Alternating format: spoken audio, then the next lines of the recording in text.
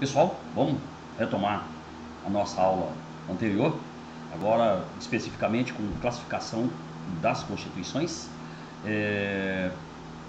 Então vamos lá, pessoal. Essa classificação aqui, classificação quanto à origem, ou seja, quanto ao poder que a criou. Seria até um outro nome de falar a classificação. Primeiro, elas se dividem outorgada ou impostas, tá? Outorgada e impostas, ou ainda chamada constituições ditatoriais. O que significa? Que uma pessoa, um único poder dominante, que por um gesto unilateral da sua vontade, ele impôs as regras constitucionais para aquele determinado povo, naquele determinado território. Aqui eu tenho um exemplo aqui do Dom Pedro, o nosso imperador, né, na Constituição do Brasil Império de 1824, em que ele trouxe para essa Constituição, inclusive, um quarto poder, que era o poder moderador.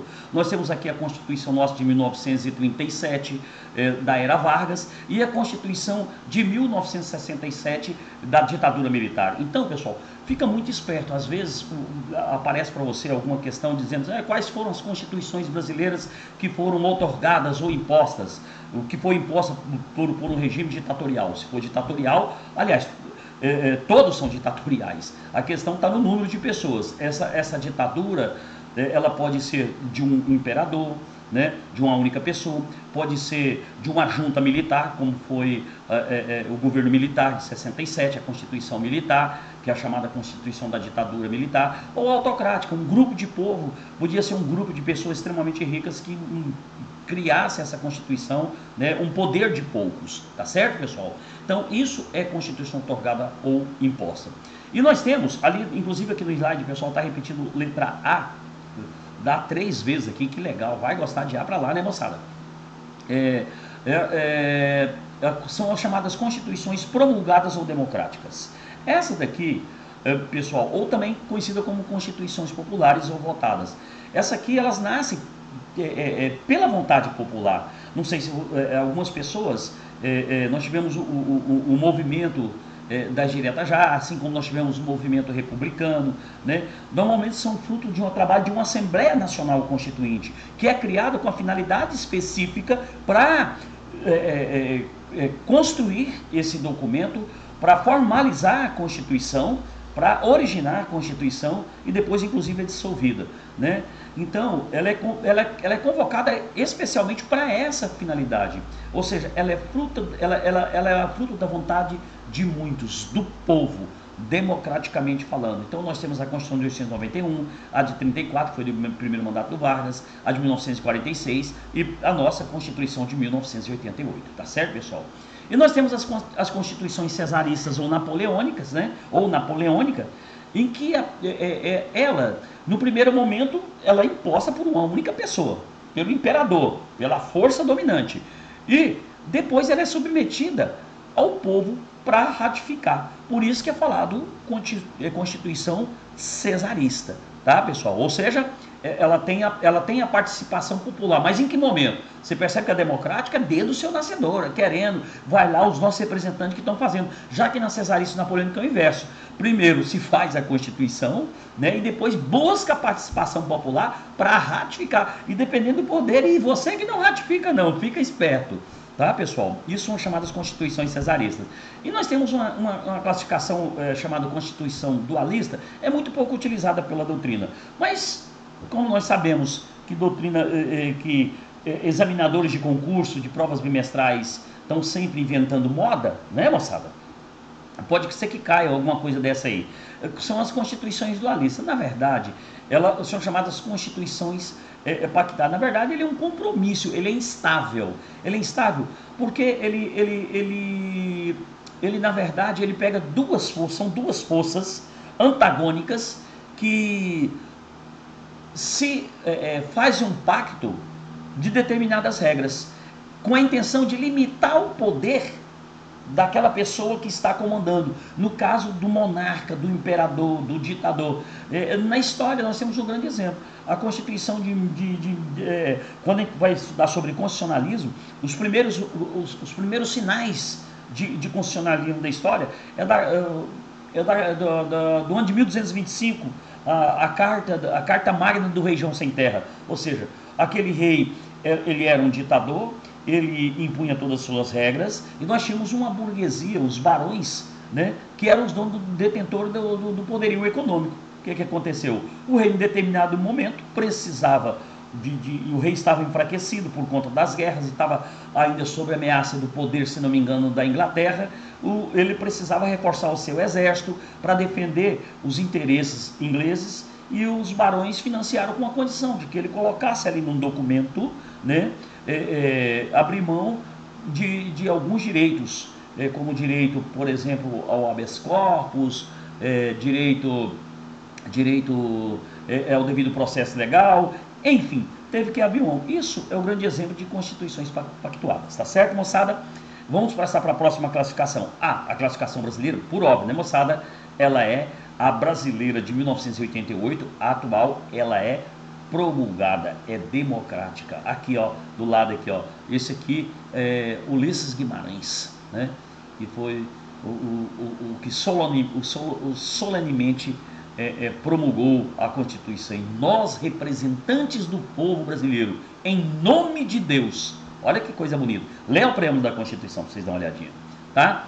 E, moçada, a classificação quanto à forma. Gente, então essas pessoas que fizeram ali, o imperador, ali a Assembleia Nacional Constituinte, lá do idade anterior, como é que eles fizeram? Escreveram um documento. Mas nós temos constituições também que são não escritas. Então a Constituição ela pode ser escrita ou não escrita, tá? Ou seja, as constituições escritas são elaboradas por um poder constituinte, mas também pode ser elaborada pelo imperador, como foi a de 1824, né? Que não era um poder constituído dele mesmo, né? Especialmente encarregado dessa tarefa.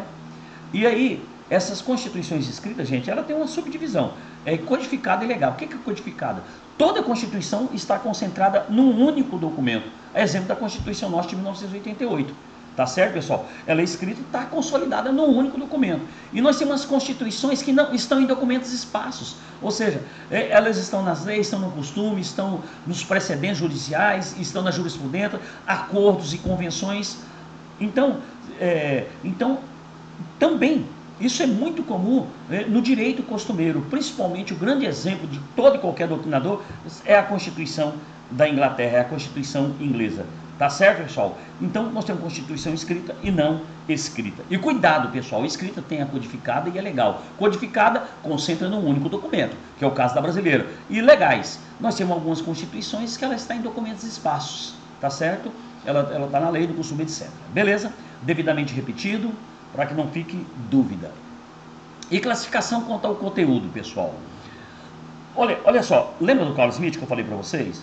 Que ele dizia o seguinte, que dentro da Constituição no sentido político, não importa, desde que ela seja fruto do poder político constituído, não do poder real de poder, é uma crítica que ele faz lá ao Ferdinando Lassalle na Constituição Sociológica.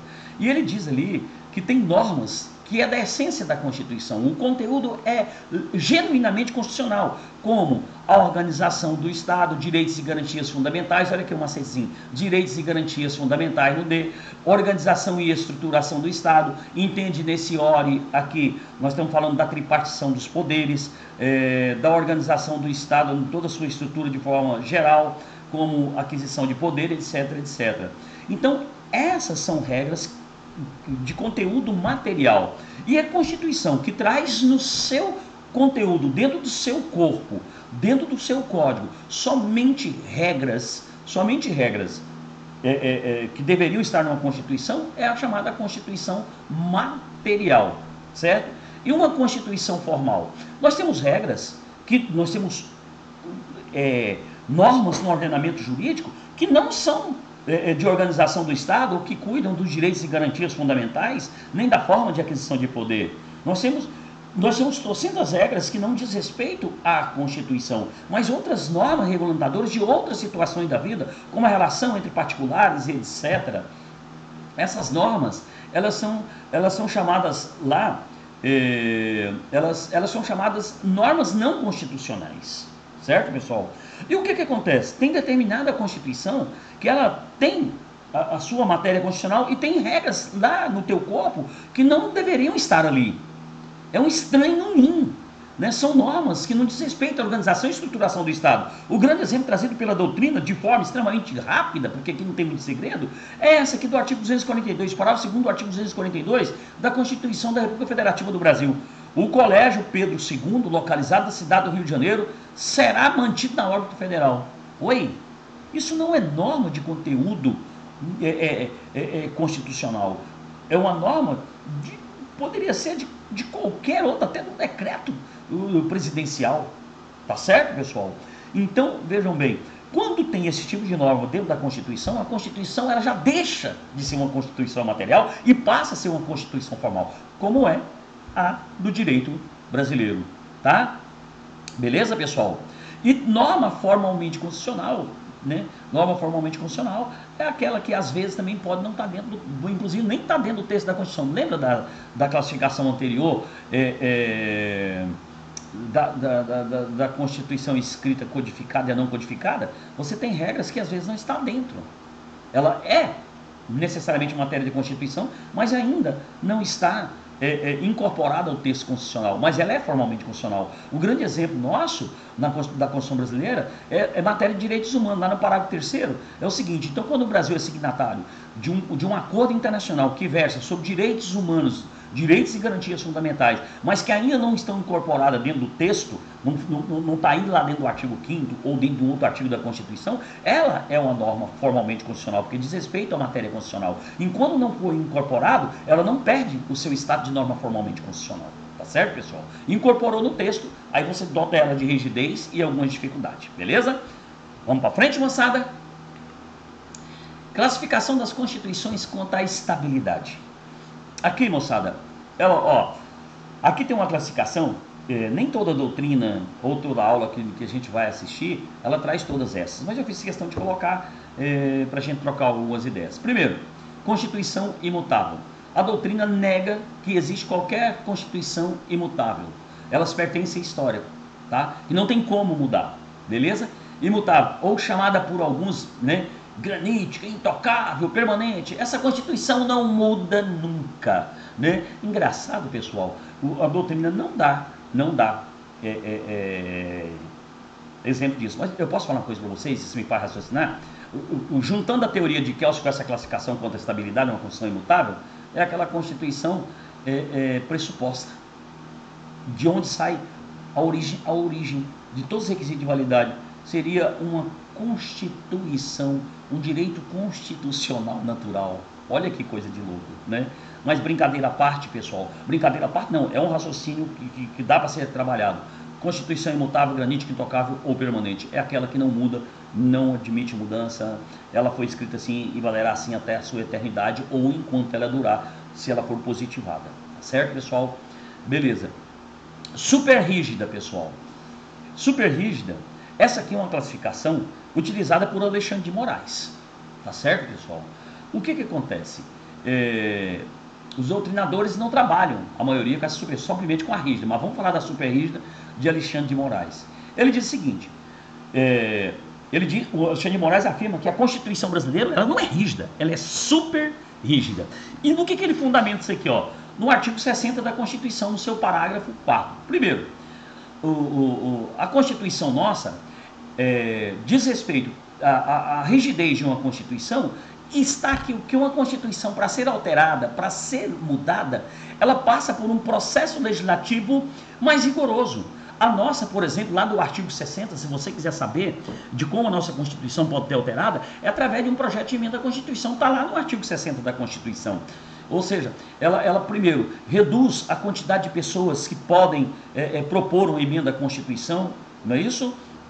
Ela é a comissão da mesa do Senado, comissão de deputados e senadores, presidente da República e maioria simples das Assembleias Legislativas dos Estados podem propor uma emenda à Constituição. Já diminuiu bastante quem pode propor uma emenda à Constituição. Ela passa por 2 turnos de votação em cada casa legislativa, porque o sistema brasileiro da União é bicameral, tem que passar 2 vezes pela Câmara dos Deputados, 2 vezes pelo Senado, e para ser aprovado é um quórum de 3/5, um quórum extremamente qualificado. Então percebe que é difícil o processo para mudar a Constituição, que é justamente a característica aqui de uma Constituição rígida. Só que o Alexandre de Moraes, ele coloca ela como super rígida, Por quê? Porque ele fala que, além de passar por esse processo, ela tem outros limitadores, tem outros dificultadores. E ele fala, inclusive, do artigo 60, que é chamado das cláusulas pétreas. Não será objeto de deliberação proposta da emenda tendente a abolir a forma federativa do Estado, o voto direto, secreto, universal e periódico, a separação dos poderes, os direitos e garantias individuais. Perceberam a classificação daqui? Aí o Alexandre de Moraes sofre algumas críticas, mas a maioria dos treinadores adotam essa aqui, tá? Ele fala o seguinte: rígida é aquela modificada por um procedimento legislativo mais dificultoso. Que isso aqui basta. Aquilo ali para eles são particularidades, tá? E ou seja, um exemplo, além de ser a Constituição brasileira, se alguém te perguntar na vida, para o Alexandre de Moraes, tal, como é que se classifica a Constituição brasileira? Super rígida. Daí para a maioria dos doutrinadores, rígida. Por quê? Porque ela passa por um processo dificultoso. Tem outro exemplo de Constituição a brasileira, a norte-americana. A norte-americana, ela que está em leis esparsas, né, pessoal? Ela, se não me engano, ela tem, se não me engano, não sei se são só 17 artigos, alguma coisa assim. Essa Constituição norte-americana, ela tem que ser aprovada por 2/3 nas câmaras das representações no Senado e ratificada por 3/4 dos estados federados. E lá são 50, tá? Ou seja, ela passa por um processo diferenciado de um precedente judicial ou de um precedente judicial que vai ser transformado em lei lá para aquele povo norte-americano. Então, essa é uma Constituição rígida. Semi-rígida ou semi-flexível. Para essa Constituição semi-rígida ou semi-flexível, o grande exemplo brasileiro é a Constituição de 1824. Ela, na verdade, moçada, ela traz o seguinte: olha, para você alterar algumas normas que diz respeito aos direitos políticos e garantias individuais, ela tem um processo rígido, ela passa por um processo de votação diferente. Entretanto, para modificar regras que não diz respeito à estruturação do Estado, passa por um processo de uma legislação comum, ordinária, fácil, né? Vamos trazer um exemplo. Lá a Constituição brasileira é rígida, não permite isso, mas vamos imaginar que lá dentro da Constituição brasileira trouxesse um texto. Olha, as normas que não são de conteúdo constitucional que estejam dentro da Constituição, elas podem, para ser retiradas da Constituição aqui, passar por um processo legislativo comum. Ah, então vamos retirar lá que a Escola Dom Pedro pertence à administração federal. Você faria uma lei ordinária, somente uma votação em cada casa do Congresso, votação pela maioria simples, né? Ou maioria relativa, não é isso? Ou seja, mas não é o caso. A nossa está dentro da Constituição, como é formal, ela é rígida. Para tirar isso lá da Constituição tem que ser por esse processo rígido, diferenciado. A semi-rígida e o flexível traz no seu bojo. Para mudar isso aqui, processo diferenciado. O resto, processo comum. Beleza? E flexível. Essa aqui é uma bagunça. Muda a hora que você quiser. Brincadeira, pessoal. Isso aqui é só para fazer um bom humor com relação a demais. Pode ser modificada pelo procedimento legislativo ordinário. Essa aqui não tem procedimento específico. Ah, eu quero mudar a Constituição. A votação é como se fosse de uma lei qualquer. Tá certo? Algumas aqui, ó. A Inglaterra, né, se não me engano, a Nova Zelândia, a África do Sul e etc. Tem mais outros países por aí, pelo resto do mundo, que tem a sua Constituição flexível. Tá certo, pessoal? Essas constituições rígidas e super rígidas, em tese, com relação à estabilidade, ela sofre algumas críticas. Na verdade, elas não são tão permanentes quanto as demais. Mas vamos falar isso mais lá para frente, tá? Eu estou vendo aqui os minutos para me interromper o slide, para a gente continuar na próxima. Gente, classificação quanto à extensão.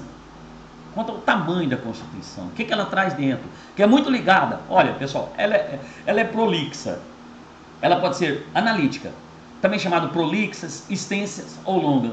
Constituição grande, como é a nossa, de 88, tem um conteúdo extenso, tratando de matérias que não são apenas da organização do Estado. Elas contêm normas dentro dela, dentro dela tem também normas formalmente constitucional. Esses que contêm norma apenas formalmente constitucional, não, tá? Ela tem também normas formalmente constitucional. Aqui fica melhor essa leitura, está esclarecida aqui, tá, moçada?